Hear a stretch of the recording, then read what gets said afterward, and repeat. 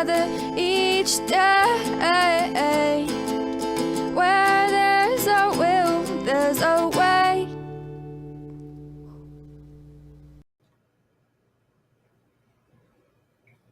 Hello, everybody.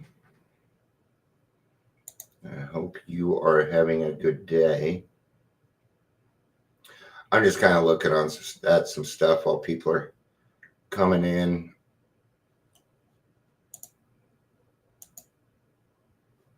I'm keeping this in the Trudging Together family. I'm not on Twitter or LinkedIn, so that's not going to do me any good.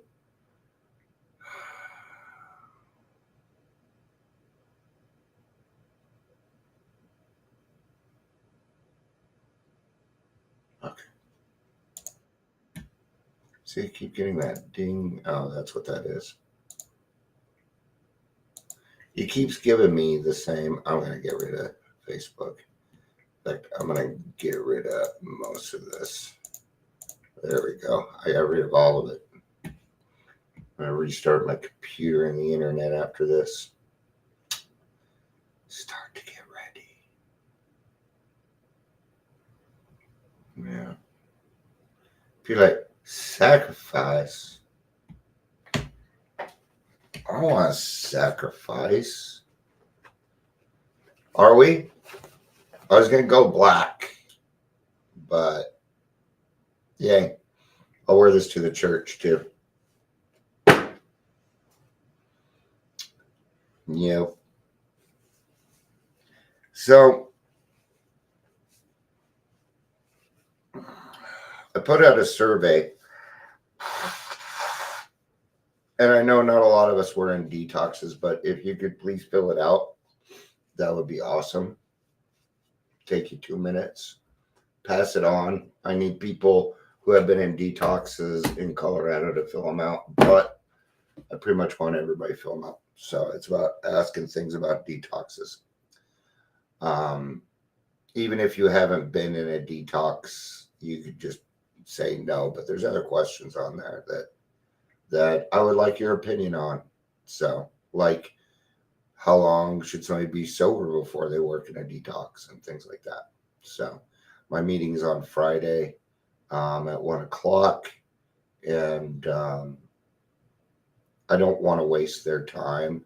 I don't want to waste my time. My goal on Friday is that we have decided what we're going to do as far as opening up a detox.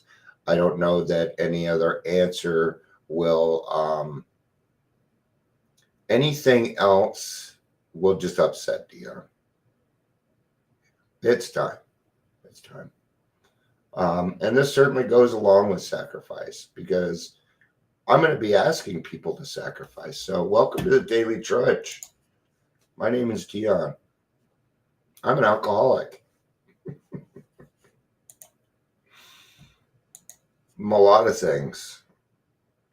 If you're here, please say hello, whether you're watching the live or the rewatch.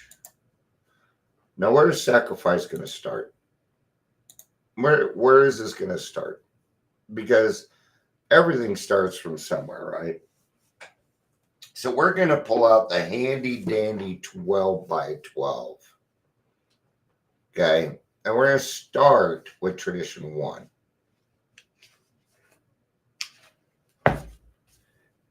Okay. Unity. Giving up all the things that we hold dear. Okay.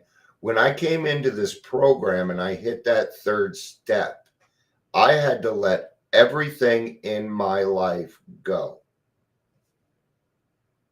Everything. Money, jobs, children, wife, my soul, everything that I thought was a part of me, I gave up. And it wasn't easy. There was nothing easy about it. Everything in my brain fought me. Everything in my brain. But I stopped listening to it years ago. Right? I stopped listening to it. I was talking with a friend yesterday, Christine. There's a lot of Christines in the program, and it was nice because there's things that I don't talk about here because I don't want you to think I'm fucking crazy. Okay, but God gave me a calling, and it's very, very clear to me. I can see the path. I can see it, and for me, it's just there. It's just a matter of fact. And I know that this is the path, and that I know that it's true, and I know that it's right because God's the one that's been giving me the answers. I did not come up with these answers, they were given to me. Everything that I do has been based on my experience in this program. And my first meeting was in 1984. Okay? I was in Alateen before I was in AA. And I'll tell you what, it saved my life. That's why I'm so big on making the club and what we do family oriented. Because if it wasn't for my kids, if it wasn't for my wife, if it wasn't for my mommy, I would not be here. You would not have Dion in your life because I wouldn't be here. You would have never known me. Okay. The unity of AA is the most cherished quality our society has. Our lives, the lives of all to come, depend squarely upon it. We stay whole or AA dies. And people tend not to believe me. Okay? Recovery belongs to us. It's ours. And you should be really selfish about it. And when other people come along and take it, you should be a selfish motherfucker and say, no, that doesn't belong to you. I will take that back. Thank you. You don't need to be a dick. Okay? But the times of being passive aggressive are over. It's time to be an honest, stand up, assertive person. Stand up for what you fucking believe in. Open your darn mouth. Speak up, people. Or one day you're going to show up to your precious AA meeting and it's not going to be there.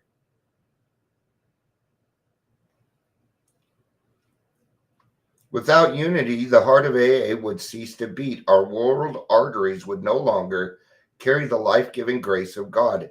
His gift to us would be spent aimlessly.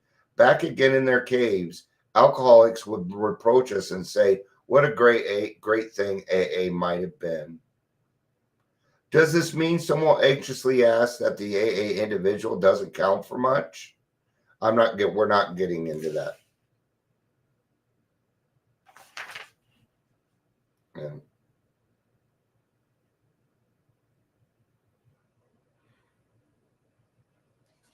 It's not very long, so we're just going to go ahead and do it. Is he to be dominated by his group and swallowed up in it? We may certainly answer this question with a loud no. We believe there isn't a fellowship on earth which lavishes more devoted care upon its individual members. Surely there is none which more jealously guards the individual's right to think, talk, and act as he wishes. No AA can compel another to do anything. Nobody can be punished or expelled. Our 12 steps to recovery are suggestions. The 12 traditions which guarantee AA's unity contain a single don't. They repeatedly say we ought, but never you must. All right? So here's the thing. It's right here. No AA can compel another to do anything. Nobody can be punished or expelled. This is why people will say AA doesn't work for me, because they want to expel some people. They don't want the equality. They just want it for them, and that's it. That's it. Okay? So when I see an RCO, which stands for Recovery Center Organization, remove somebody because they did not like the way they were acting, I go, okay. To many minds, all this liberty for individual spells sheer anarchy. Every newcomer, every friend who looks at AA for the first time is greatly puzzled. They see liberty verging on license, yet they recognize at once that AA has an irresistible strength of purpose and action. How, they ask, can such a crowd of anarchists function at all? How can they possibly place their common welfare first? What if in heaven's name holds them together? We do. We do. See, this is a we program. And if we don't keep adding more people to the program, we will not have a program. And this is where the problem is at. This is where the sacrifice comes in. Okay? I spend more money doing shit than I bring in. I guarantee you that. Okay? Last month I made $120. That's what I made by working with Adams County, helping them out. Okay? And I usually don't make that much in a month. I've given up my driver's license because I just don't have the money. I give up a lot of things so I can run that group at the church. I've given up a lot of things, not just my time. Not just my time.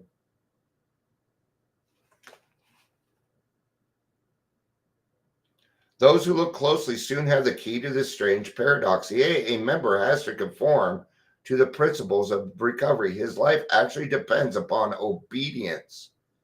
If he deviates too far, the penalty is sure and swift. He sickens and dies. At first, he goes along because he must, but later he discovers a way of life he really wants to live. Moreover, he finds he cannot keep this priceless gift unless he gives it away.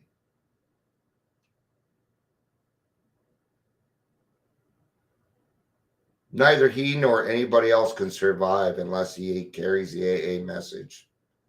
The moment this 12-step work forms a group, another discovery is made that most individuals cannot recover unless there is a group. I'm one of them. There's no way I could have recovered without the group. There's no way I could stay in recovery without the group, without my circle of friends, man. There's no way.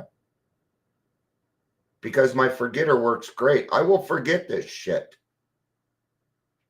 I will. I will forget the pain and misery of taking the first drink. I'll forget it. So I need to be reminded often. That's why I work the front lines. You know what it does? It guarantees my sobriety. I'm not doing it for them. I'm doing it for me. But helping them is for me. See? It's great, man. It's a great setup. Realization dawns that he is but a small part of a gray hole. No personal sacrifice is too great for the preservation of the fellowship. Nope. There is no, okay. I'm just another dude. I'm just another guy who lives in Northland, Colorado, who's trying to make a difference. That's all I am. And that is okay. I like being there. Okay? Yes, I like being the center of attention, but I don't like being a prominent person or, Dion, you're a guru. I don't fucking like that. I'm not a guru. I'm just another person. But I was willing to give it all up. And I'd be willing to give it all up again for the program. Yeah. About the only things I will not sacrifice. My sobriety and my higher power. Okay. My sobriety, my recovery includes a lot of things. When we say recovery comes first, that means my family. Right? That's what that means to me. He learns that the clamor of desires and ambitions within him must be silenced whenever these could damage the group. It becomes plain that the group must survive or the individual will not. So at the outset, how best to live and work as a group becomes the prime question. And that's what we're doing at the church right now. This is exactly what we're doing right now. We're figuring out the best way. Okay? In the world about us, we saw personalities destroying whole peoples. The struggle for wealth, power, prestige was tearing humanity apart as never before. If strong people were stalemated in the search for peace and harmony, what was to become of our erratic band of alcoholics? As we had once struggled and prayed for individual recovery, so earnestly did we commence to quest for the principles through which AA itself might survive. On anvils of experience and structure, or of experience, the structure of our society was hammered out. Countless times in as many cities and hamlets, we reenacted the story of Eddie Rickenbauer and his courageous company when their plane crashed into the Pacific. Like us, they had suddenly found themselves saved from death, but still floating upon a perilous sea.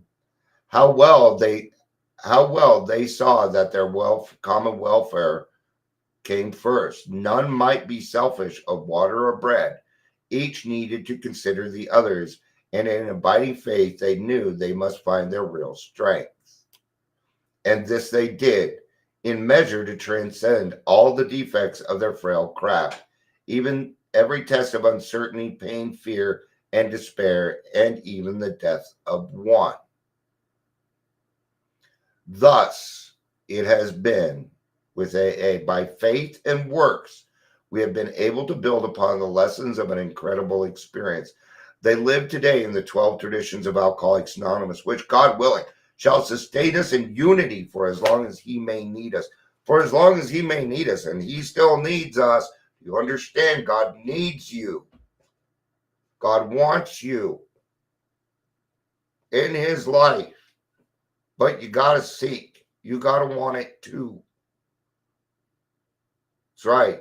God is not in need anymore for me. It's a want. I want God in my life. I don't want it any other way. And he lets me know what I need to do. And there's no human being on this earth that's going to change that. There is a system, and I know it works. And it all starts with detox. All of it starts with detox. Where else are we going to go to pick up drunks? So, if we want to build AA here in Colorado, we've got to start with detoxes. Yeah, that's where we need to start from the beginning. Stop jumping in the fucking middle and grabbing these people when they're 6, 7 months. Get them when they're nice and toasty and fresh. All right. I love you all. Peace out and have a day. Bye-bye.